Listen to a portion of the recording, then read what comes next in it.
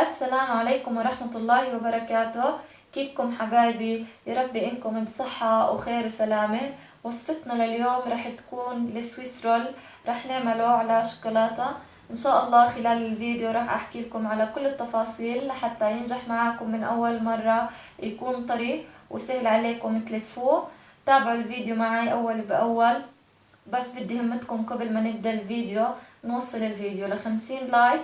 ما تنسوا كمان تشتركوا بقناتي، بتنوروني في قناتي وتفعلوا جرس التنبيهات لحتى يوصلكم كل جديد من فيديوهاتي.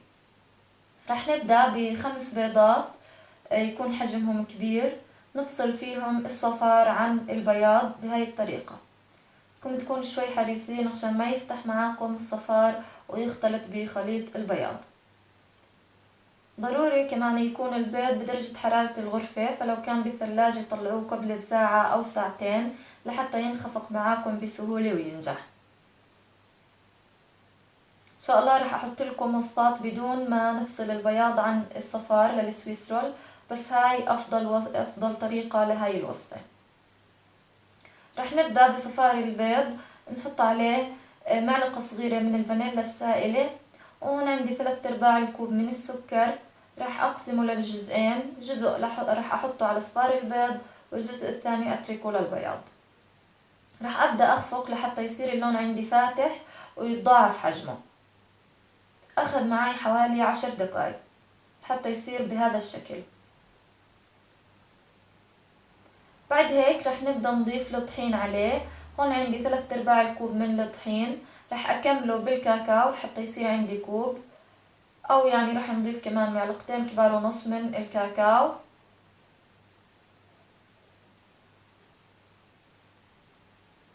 وننخل خليط الكاكاو والطحين على صفار البيض والسكر مباشرة. لو بتقدروا تنخلوا 2 أو 3 بيكون أفضل. رح نضيف كمان نص معلقة صغيرة من الباكنج باودر. وبعد هيك نبدأ نخفق نقلب الخليط لحتى يبدأ الطحين يختفي ويتجانس.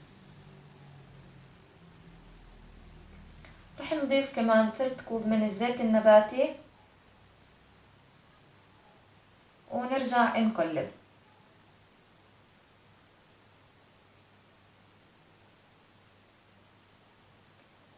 بعد هيك رح نضيف الحليب. هون عندي 3 كوب من الحليب، رح اضيفه واقلب لحتى يصير عندي قوام شبيه بقوام خليط الكيك الثقيل شوي، هو بيكون الخليط سميك. انا ضفت كمان 2 معلقتين كبار من الحليب زيادة على ثلث الكوب. هذا هو القوام اللي بدي احصل عليه. رح نشتغل في بياض البيض. هون عندي رشة من الملح رح اضيفها على بياض البيض، وهي باقي كمية السكر رح اضيفها تدريجيا مع الخفق لحتى نحصل على خليط مارينج ابيض خفيف وبنفس الوقت متماسك. اخذ معي حوالي 7 دقائق. رح اورجيكم قوامه بعد ما يجهز.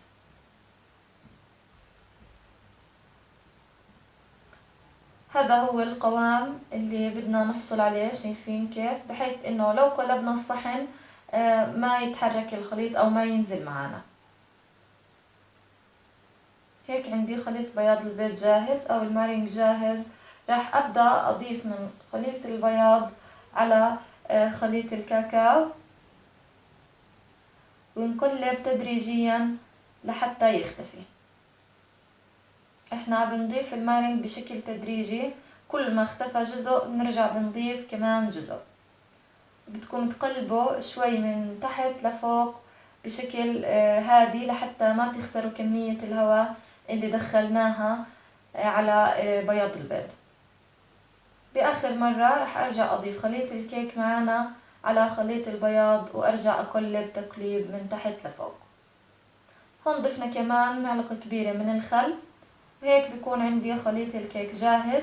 رح انزله على الصينية تكون مفرودة بورق الزبدة، اسهل بكتير معانا لما نطلع الكيكة. هاي الصينية مقاسها 42 في 36. بعد هيك بنسوي الكيك وبنوزعه على كل الصينية لحد الأطراف قدر الإمكان بالتساوي.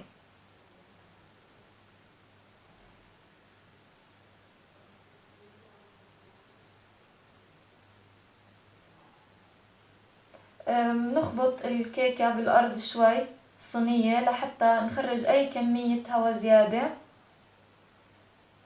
بعد هيك بندخلها الفرن على درجة حرارة 160-170 لحتى تستوي معنا. الرف اللي بالوسط من تحت فقط. تاخد حوالي ثلث ساعة لنص ساعة بتكون مستوية. عشان نحضر للكريمة عندي نص كوب من الكريمة البودرة أي نوع بتقدروا تستخدموه. راح أضيف عليه مغلف نسكافيه وثلث كوب من القهوة المبردة. راح أبدأ أخفق لحتى نحصل على قوام خفيف ومتجانس للكريمة ويتضاعف حجمها. ضفت كمان نص كوب من المي الباردة. هيك عندي الكريمة جاهزة. بتقدروا تخلوها بيضة أو بتقدروا تستخدموا كريمة على شوكولاتة. عشان نجهز لتغليف السويس رول وهي خطوة اختيارية فيكم ما تغلفوها بشي. عندي 100 جرام من الشوكولاتة أي نوع بدكم إياه. راح أضيف عليه معلقتين كبار من شوكولاتة الدهن وأحطه على حمام مي سخنة لحتى تبدأ الشوكولاتة تذوب. إذا بتشوفوها ثقيلة فيكم تخففوها بالحليب أو بمعلقتين من الزيت النباتي. وهاي عندي الكيكة بعد ما خرجت من الفرن جدا طرية. رح نبدأ نفك الورق الزبدة عنها. ضروري تخلوا الكيكة بالفرن ل10 دقائق ربع ساعة قبل ما تطلعوها. وهي القاعدة عادة اعتمدوها في أي كيك. بعد هيك رح نبدأ نشيل ورق الزبدة عنها بهاي الطريقة.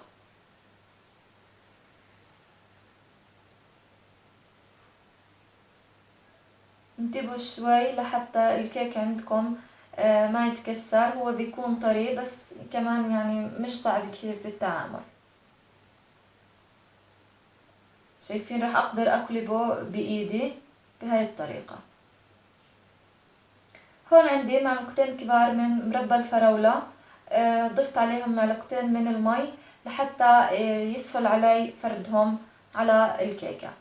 فيكم ما تستخدموا الكريمة وتكتفوا بالمربى وتلفوا الكيك بتحصلوا على نتيجة طيبة كمان زي ما بتحبوا. او فيكم تستخدموا الكريمة من اي نوع. راح امدها بهاي الطريقة تقريبا بالتساوي على كل الكيكة معاي. وبعد هيك نبدأ نعمل خطوط في بداية الكيك. شوي انتبهوا لحتى الخطوط ما تقطع الكيك معاكم. ونلف. هاي الخطوة بتساعدنا ان نلف الكيك في البداية. انتبهوا عشان ما تقطعوا الكيك. انا هون شوي قاطعة شوي من الكيك بس مش مشكلة راح يختفي معنا باللف. فيكم كمان تشيلوا الزوائد من البداية بسهل عليكم اللف اكثر لانها الزوائد عادة بتكون مش منتظمة وممكن تتكسر معاكم. انا هون لفيتها بمساعدة ورق الزبدة وتركتها بالثلاجة لساعتين لحتى بردت وكانت بهذا الشكل. راح اشيل الزوائد الغير منتظمة بهاي الطريقة. وبعد هيك ارجعها على الصينية عشان نحط لها خليط الشوكولاتة اللي ذوبناها. انا ضفت شوية حليب على الشوكولاتة لحتى ارتخت معانا وكمان معلقتين كبار من الفول السوداني المجروش. وهي خطوة اختيارية فيكم ابدا تقدموها سادة بهاي الطريقة او ترشوا عليها رشة كاكاو زي ما بتحبوا. نرجع نتركها تبرد شوي وتتماسك لحوالي ربع ساعة وبس بنقدمها والتزيين على حسب ذوقكم. بس هاي كانت وصفتنا لليوم. بتمنى انها تكون عجبتكم. رح اترك لكم كل المقادير والمكونات موجودة بصندوق الوصف. بتمنى تشاركوني تجاربكم في وصفاتي انشر لكم اياها على صفحتي. ما تنسوا كمان لو عجبكم الفيديو لايك للفيديو وسبسكرايب لقناتي وفعلوا جرس التنبيهات عشان تشوفوا كل جديد.